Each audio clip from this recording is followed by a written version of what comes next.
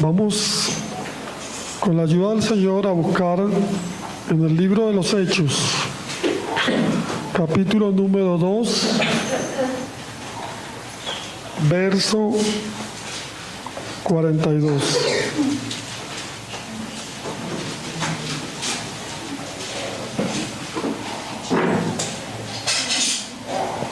Hechos, capítulo 2, verso 42.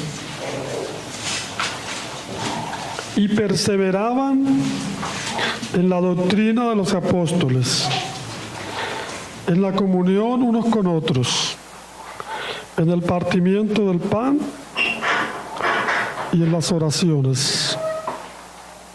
Vamos a volverlo a leer. Y perseveraban en la doctrina de los apóstoles, en la comunión unos con otros, en el partimiento del pan y en las oraciones.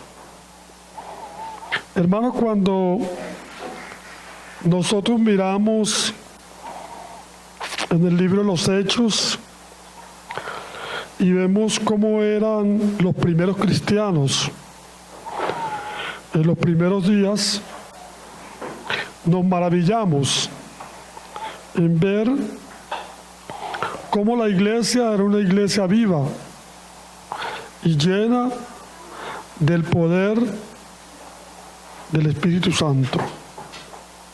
Y era una iglesia que impactaba el lugar donde ella estaba.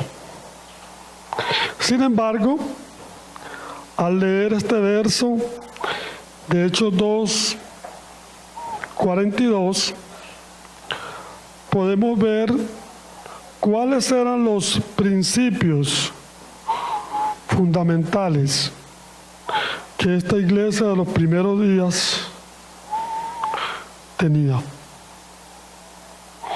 Estos principios, hermanos, se ven en este verso que hemos leído. Y son principios que están en todo el Nuevo Testamento.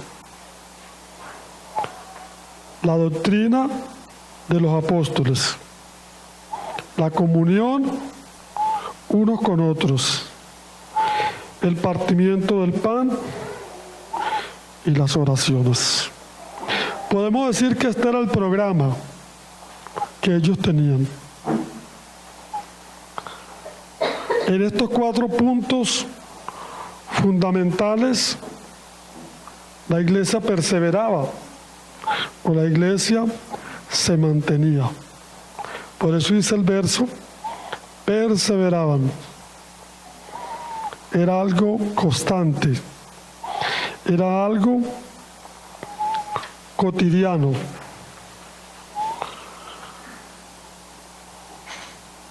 No vemos otro programa, otro estilo de vida aparte del que vemos aquí en el libro de los Hechos.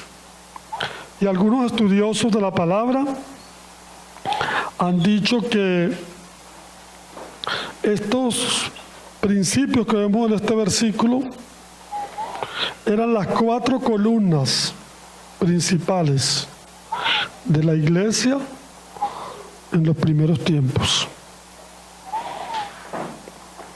Si la iglesia de hoy se mantuviera sobre estos mismos principios, yo pienso que no haría falta inventar tantos esquemas ni tantos eventos para poder mantener la iglesia avivada o la iglesia dinámica, como algunos dicen hoy.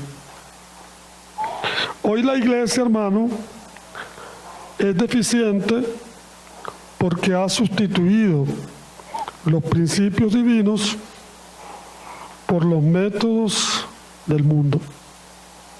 Por eso es que la iglesia no es como debería ser, como al principio, porque se ha olvidado de los principios divinos. El profeta Jeremías, profeta del Antiguo Testamento, dijo en una oportunidad: paraos en los caminos y preguntad cuál es la senda antigua, cuál sea el buen camino, y andad por él. Entonces, si la iglesia se mantiene bajo estos 4 pilares que aparecen aquí en el libro de los Hechos, va a ser una iglesia fuerte, va a ser una iglesia de un buen testimonio delante del Señor.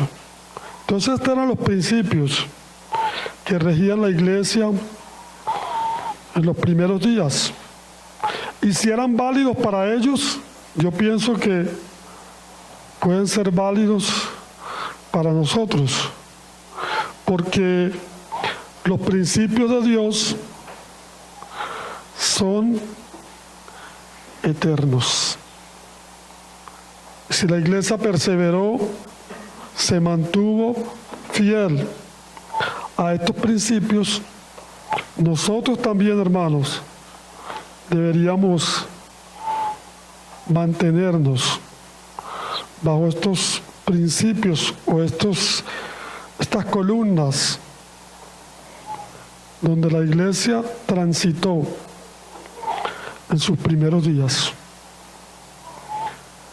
Ella dice: perseveraba, persistía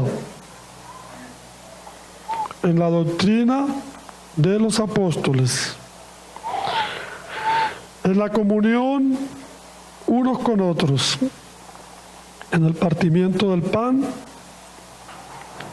y en las oraciones.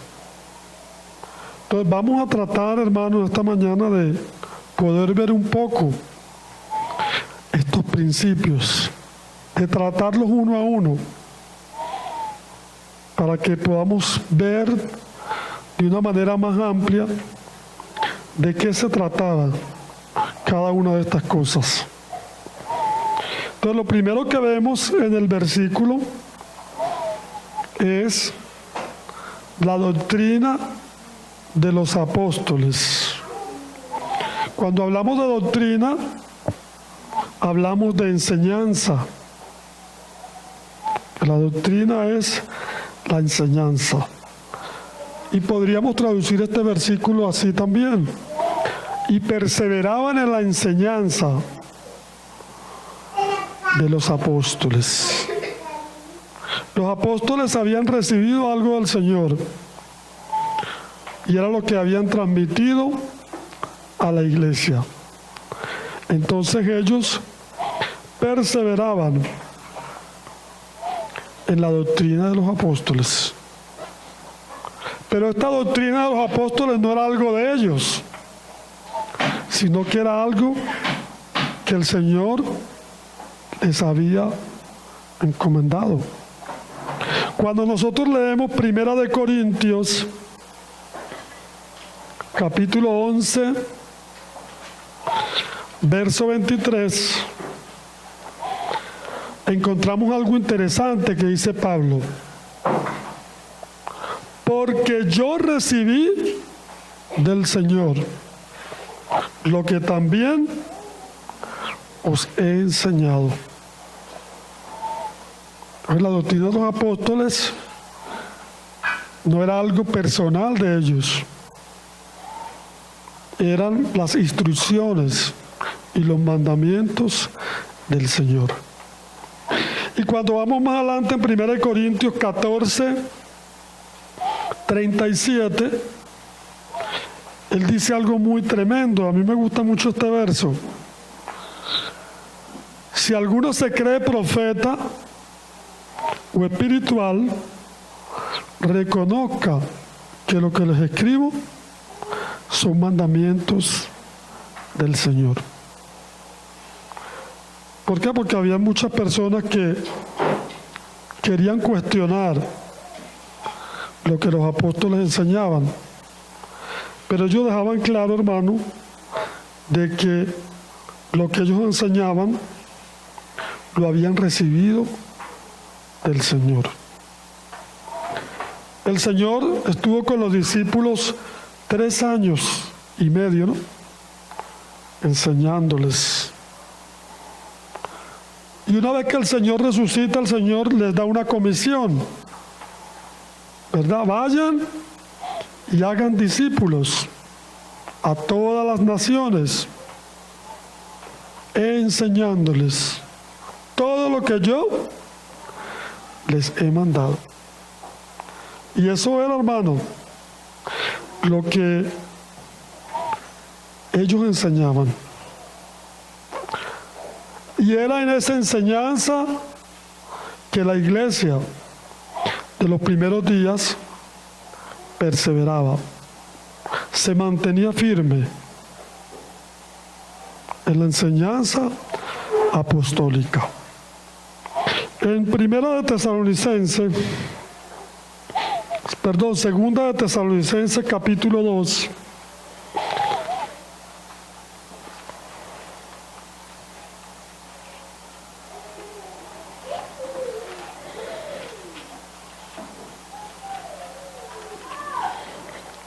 versículo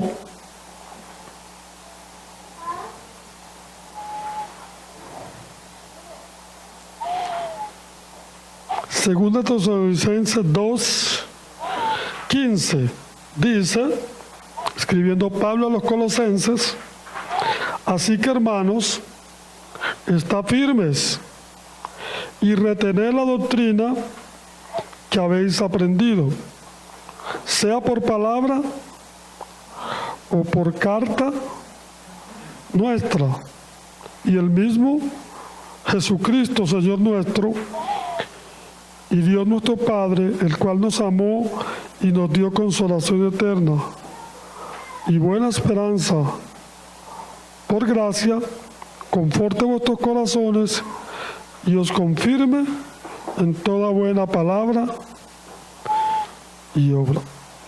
Era el mandamiento, que estuvieran firmes y retuvieran la doctrina. ¿Cuál era la doctrina? Era la enseñanza de los apóstoles. Y esa es la doctrina que nosotros debemos mantener. Hoy día se hace mucha bandera de diversas doctrinas. Yo tengo la doctrina calvinista, el otro tiene la doctrina de Weile, el otro la doctrina luterana,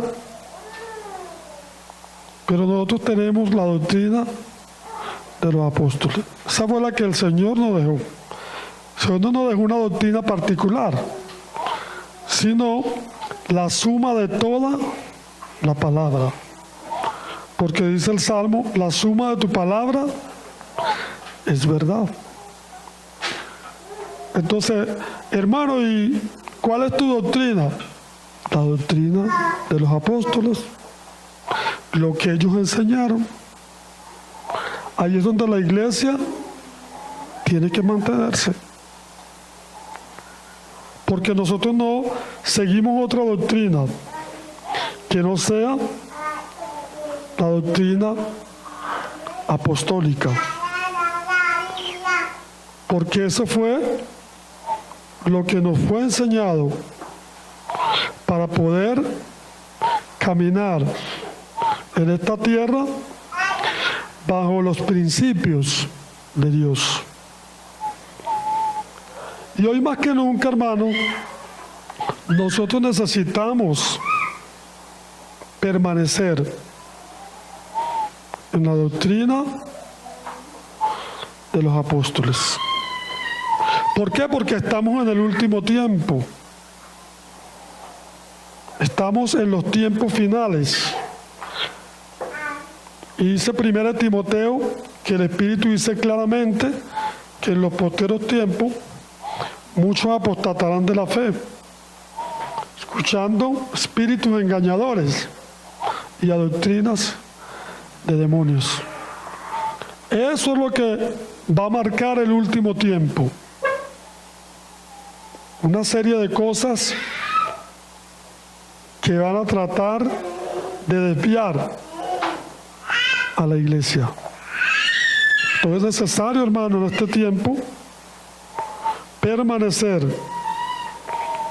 sobre la doctrina, sobre las enseñanzas apostólicas. Efesios 1:20 dice: edificados sobre el fundamento de los apóstoles y profetas, siendo la principal piedra de ángulo Jesucristo mismo. Y ahí es donde está edificada la iglesia. En segunda de Timoteo,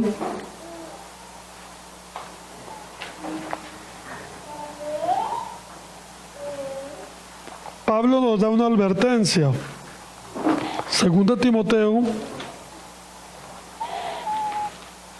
capítulo 4.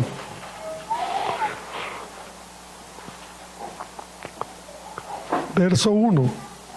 Te encarezco delante de Dios y del Señor Jesucristo, que juzgará a los vivos y a los muertos en su manifestación en su reino, que prediques la palabra, que instes a tiempo y fuera de tiempo, redarguye, reprende, exhorta con toda paciencia y doctrina, porque vendrá tiempo cuando no sufrirán la sana doctrina, sino que teniendo comezón de oír, se amontonarán maestros conforme a sus propias concupiscencias, y apartarán de la verdad el oído, y se volverán a las fábulas. Eso es lo que dice la palabra acerca del último tiempo, que la doctrina del Señor iba a ser olvidada, que se iban a volver a las fábulas. Entonces, por eso es importante, amados hermanos, que la iglesia permanezca en este pilar fundamental. Y todo lo que la iglesia hace y lo que practicamos tiene que estar basado en lo que los apóstoles enseñaron. No podemos estar basados en lo que a alguna persona se le ocurrió. De repente alguien dijo, bueno, no, en lugar de participar de la mesa del Señor con vino, mejor vamos a comprar una Coca-Cola, porque ya para qué estar usando vino. Entonces no, tenemos que ver qué es lo que enseña la doctrina apostólica. Entonces este es el primer principio que mantenía la iglesia, y es el primer principio que nosotros debemos mantener si realmente queremos ser una iglesia conforme al corazón de Dios. En Apocalipsis encontramos 7 iglesias, ¿verdad? Y esas iglesias el Señor reprende a la iglesia en muchos aspectos, pero hay una iglesia que el Señor no la reprende, que es la iglesia de Filadelfia. El Señor le dice: por cuanto has guardado la palabra de mi paciencia, yo también te guardaré de la hora de la prueba que ha de venir sobre el mundo entero. Pues Filadelfia era una iglesia aprobada por el Señor. ¿Pero por qué era aprobada por el Señor? Porque era una iglesia que se mantenía fiel a la palabra. Por cuanto has guardado la palabra de mi paciencia, yo también te guardaré. Es decir, que es una promesa que el Señor nos ha dado a nosotros si guardamos su palabra. Ese es el primer principio que vemos. Luego encontramos otra frase en Hechos 2:42. En la comunión unos con otros. Cuando nosotros hablamos de la comunión, no es un club de amigos, porque a veces hay personas que creen que la iglesia es un club de amigos, donde yo voy a pasarla bien, todo chévere, como dicen por ahí. No, la iglesia es un cuerpo. La iglesia es corporativa. Y cuando el Señor nos salvó, no nos salvó para vivir independientemente, sino para vivir bajo la comunión del cuerpo de Cristo. Y dice que somos miembros los unos de los otros. En el libro de Romanos, capítulo 12, el apóstol Pablo habla de eso. Capítulo 12, versículo 4. Porque de la manera que en un cuerpo tenemos muchos miembros, pero no todos los miembros tienen la misma función, así nosotros, siendo muchos, somos un cuerpo en Cristo, y todos miembros los unos de los otros. Entonces la comunión tiene que ver con ese compañerismo, con esa comunión que debemos tener los unos a los otros. Hechos 4:23 nos muestra ese principio de la comunión.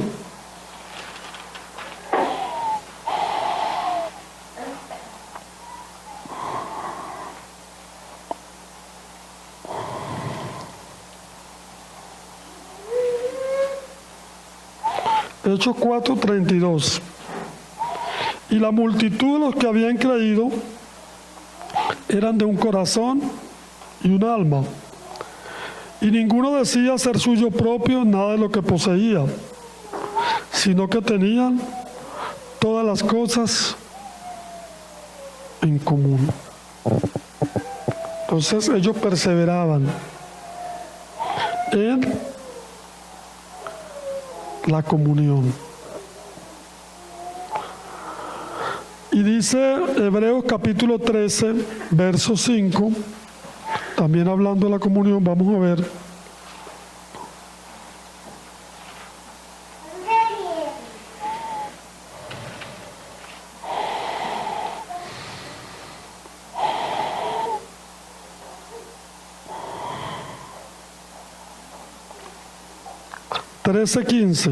Perdón.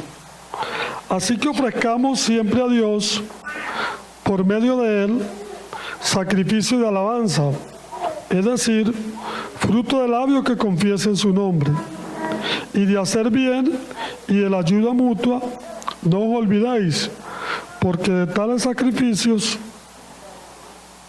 se agrada a Dios. Entonces la comunión tiene que ver con el compañerismo, con la ayuda mutua, con esa unión de unos con los otros. Y esa comunión tiene que ser mantenida sin distingo de raza o de clase social. Porque a veces, hermanos, se cuelan muchas cosas en la comunión. Que si yo tengo plata, me junto con los que tienen plata. Y los demás hermanos, todo, porque yo tengo plata. Entonces, en lugar de establecer la comunión en la iglesia, entonces yo establezco en mi clase social. Y no, la comunión es con todos. Ahí me llama mucho la atención lo que dice Romanos, que dice, asociándonos con los humildes. Cuando la iglesia comenzó, en el primer siglo, hermano, allá habían ricos, pobres, negros, esclavos, libres, y todos estaban juntos. ¿Y qué dice la palabra?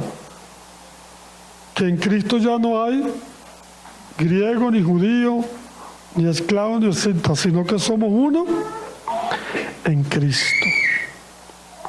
Decía un hermano en una oportunidad, él decía, hermano, de la puerta para allá, usted puede ser doctor, médico, ingeniero. De la puerta para allá. Pero en la comunión somos hermanos, hijos de Dios, miembros los unos de los otros.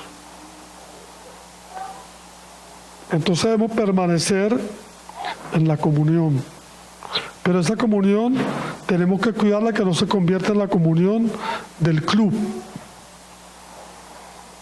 De yo tener solamente comunión con el que me cae bien. Y el que no me cae bien, bueno, no es la comunión con todo el cuerpo. Hoy día las iglesias cristianas se ha perdido la comunión. ¿Por qué? Porque la gente se reúne como ir a un cine. Terminó la reunión, cada quien se va, nadie conoce ni al uno ni al otro. Pero no, en los tiempos del Nuevo Testamento, la comunión era el estar juntos los hermanos. El tener algo en común. Mire cómo dice Hechos 2:44. Todos los que habían creído estaban juntos y tenían en común todas las cosas, y hasta llegaron a vender sus propiedades. Era una comunión realmente verdadera, auténtica. Entonces debemos permanecer, hermano, en esa comunión. ¿Y con quién es nuestra comunión? Con aquellos que han creído en el Señor, igual que nosotros. Y la palabra dice, recibíos unos a otros. Aún el débil en la fe, tenemos que recibirlo. Entonces es importante, hermano, permanecer en la comunión. Y la comunión no es que yo asisto a una iglesia y ya, ¿no? La comunión es que yo tengo una relación con el cuerpo, con cada uno de los hermanos. Somos un cuerpo, somos corporativos. Y dice la palabra que el ojo no le puede decir al oído, no te necesito. Por más que puedan haber diferencias entre nosotros, nosotros sabemos que nos necesitamos, cada uno de nosotros. Amén. Porque uno solo no es suficiente. Necesitamos de la comunión del cuerpo de Cristo. ¿Qué más dice el verso? Ya dice que perseveraban en la doctrina, ¿verdad? Ahora dice en la comunión. Ya sabemos lo que es la comunión. Luego dice en el partimiento del pan. ¿Ah? Ahora Hechos nos habla del partimiento del pan como algo fundamental para la iglesia. Y cuando hablamos del partimiento del pan, es lo que acabamos de celebrar ahorita, la mesa del Señor, donde recordamos al Señor cada semana y hacemos memoria de lo que Él ha hecho por nosotros. El Señor estableció este memorial, hermano, porque Él quiere enseñarnos muchas cosas, pero también yo pienso que a veces nuestra memoria tiende a olvidar lo que el Señor ha hecho por nosotros. Entonces la iglesia perseveraba en el partimiento del pan, en la cena del Señor, Los primeros días de la iglesia, los hermanos se reunían todos los días a partir el pan. Pero luego se estableció un día, que era el primer día de la semana. Estaban los discípulos reunidos para partir el pan. Y el partimiento del pan, esa reunión, era una reunión fundamental. Se podía decir que era como el primer día de la semana. Comenzaban con esta reunión para hacer memoria del Señor. Y dice ahí, 1 Corintios, que ya lo leímos, que el Señor Jesús, la noche que fue entregado, tomó pan. Y habiendo dado gracias, lo partió y dijo: tomad y comed, este es mi cuerpo, que por vosotros es partido. Y también tomó la copa. Y luego dijo: y todas las veces que comieres este pan o bebieres esta copa, la muerte del Señor anuncia hasta que Él venga. O sea, que es un recuerdo, pero también es un anuncio. Entonces, la cena no es un ritual, no. La cena es un acto espiritual. Primera de Corintios, capítulo 10.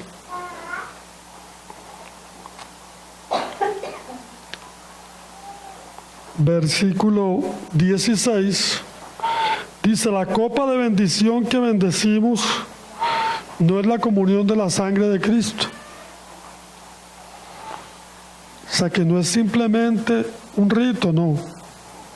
Ahí expresamos una realidad, la comunión de la sangre de Cristo. Y el pan que partimos no es la comunión del cuerpo de Cristo. Entonces, cuando nos reunimos a partir el pan, no solamente expresamos la comunión de la sangre, sino la comunión del cuerpo. Porque dice aquí: siendo uno solo el pan, nosotros con ser muchos somos un cuerpo y todos participamos de aquel mismo pan. Cuando partimos el pan, estamos diciendo que somos uno, somos un cuerpo y pertenecemos a la misma iglesia del Señor, que es el cuerpo de Cristo. Entonces la iglesia debe perseverar en el partimiento del pan cada semana. La doctrina del partimiento del pan en estos últimos tiempos ha sido descuidada. Yo he sabido de creyentes que cada año parten el pan. Otros lo han dejado cada mes y ya algunos hermanos ya ni la celebran. Tremendo, ¿no? Pero hemos sido llamados, hermanos, a permanecer. ¿Y hasta cuándo vamos a partir el pan?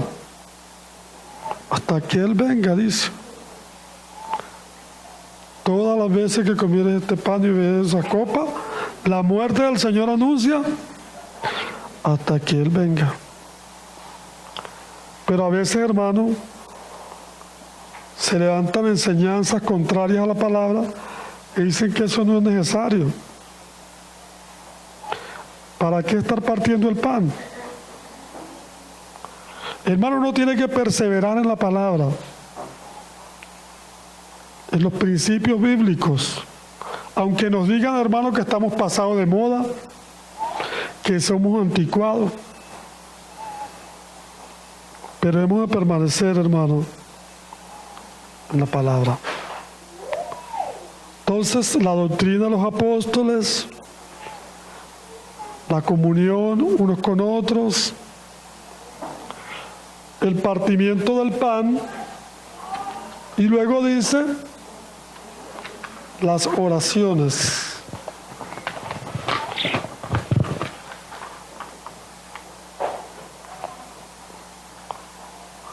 cierto predicador decía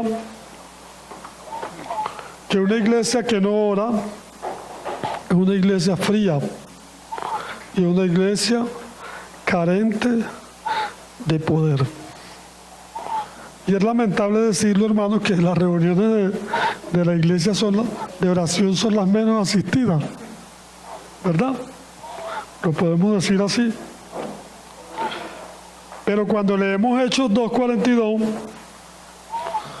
dice que ellos perseveraban en las oraciones. Es decir, que era punto fundamental para la iglesia mantenerse orando.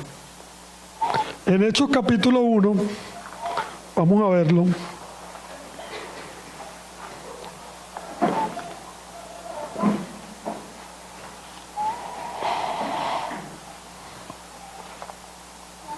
Versículo 14 dice: todos estos, hablando de los primeros cristianos de la iglesia, perseveraban unánimes en oración y ruego con las mujeres y con María, la madre de Jesús, y sus hermanos.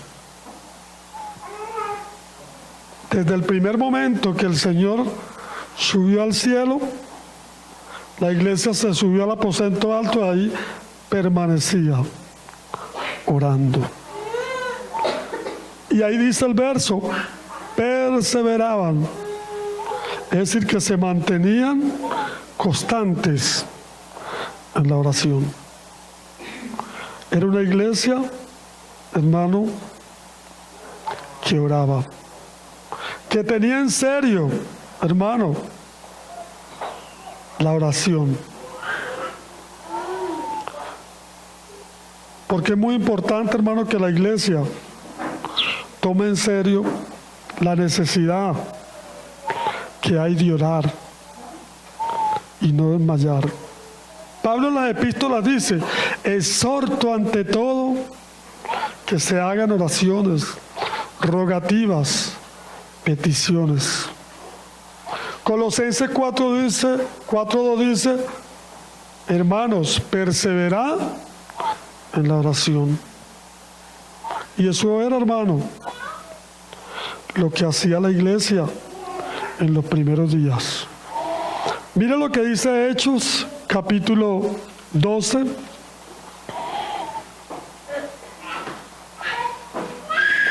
Verso 5. Así que Pedro estaba custodiado en la cárcel, pero la iglesia hacía sin cesar oración a Dios por él. Una iglesia que estaba movida, hermano, en la oración. No era una iglesia, hermano, floja. Era una iglesia esforzada. Metieron a Pedro a la cárcel y la iglesia hacía oración a Dios sin cesar por él. Y la respuesta se dio, hermano, cuando a medianoche un ángel del Señor entró donde estaba Pedro custodiado y con cadenas y lo sacó de la cárcel. Pero a mí me llama la atención lo que dice ese mismo capítulo 12, verso 11 y 12. Entonces Pedro, volviendo en sí, dijo: ahora entiendo verdaderamente que el Señor ha enviado su ángel y me ha librado de la mano de Herodes y de todo lo que el pueblo de los judíos esperaban. Y habiendo considerado esto, llegó a casa de María, la madre de Juan, el que tenía por sobrenombre Marcos, donde muchos estaban reunidos orando. O sea que ya Pedro salió de la cárcel y fue a buscar a los hermanos. ¿Y cómo los encontró? Orando, hermano. perseverando en la oración. Y Efesios 6:18 dice, orando en todo tiempo. O sea, que no es algo esporádico. Que nosotros nos vamos a reunir nada más solo cuando vemos que la cosa se puso ya fea. Entonces nos vamos a reunir a orar. No. Debemos perseverar. Orando en todo tiempo, con toda oración y súplica, en el Espíritu. Y es lamentable, hermano, que en este punto de la oración es donde muchas veces la iglesia flaquea. Porque no entiende la importancia, hermano, de orar. Porque el Señor nos ha dado un encargo. Nosotros somos embajadores en cadena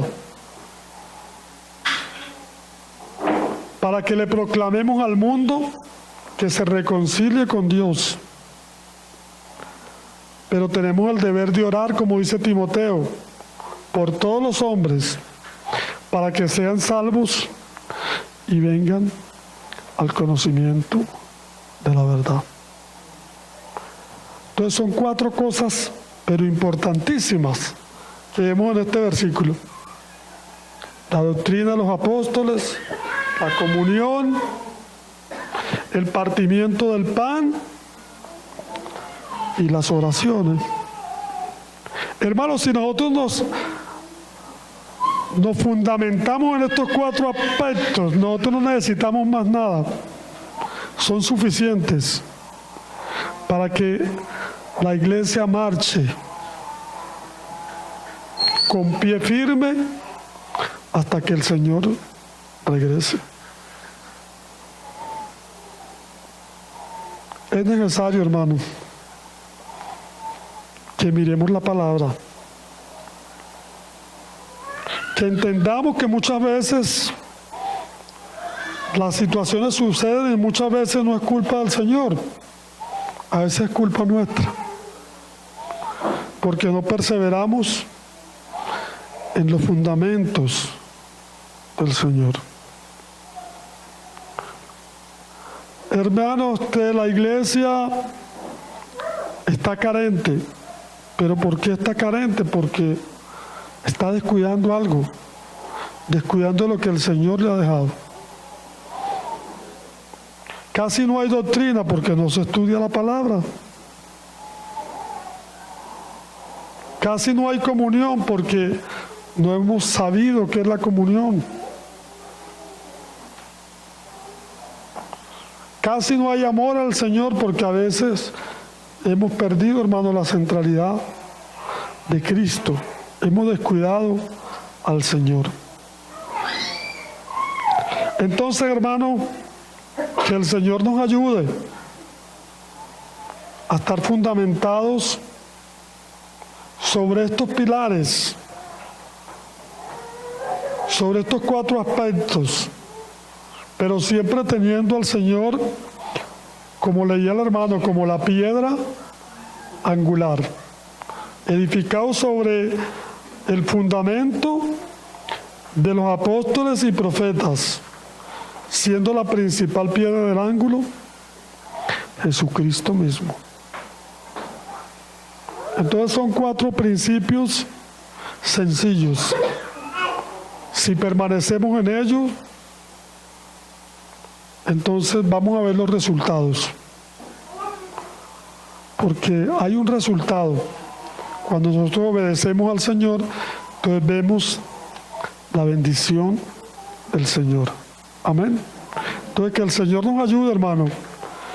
Y que en esta mañana la palabra haya iluminado nuestro entendimiento. Y tengamos esa conciencia, hermano, de perseverar en la doctrina de los apóstoles, en la comunión unos con otros, en el partimiento del pan y en las oraciones. Amén. Señor, bendiga su palabra. Vamos a dar gracias al Señor. Te damos las gracias, Padre, porque en esta mañana hemos podido mirar tu palabra, Señor. Tu palabra es luz y es lumbrera a nuestro camino. Te rogamos, Señor, que en este tiempo tan difícil que estamos viviendo, tu iglesia, Señor, en cualquier parte, Señor, del mundo y aún aquí, podamos mirar, Señor, estos principios de tu palabra. Podamos, Señor, caminar en ellos, así como caminaron los primeros cristianos al principio. Padre, te damos gracias.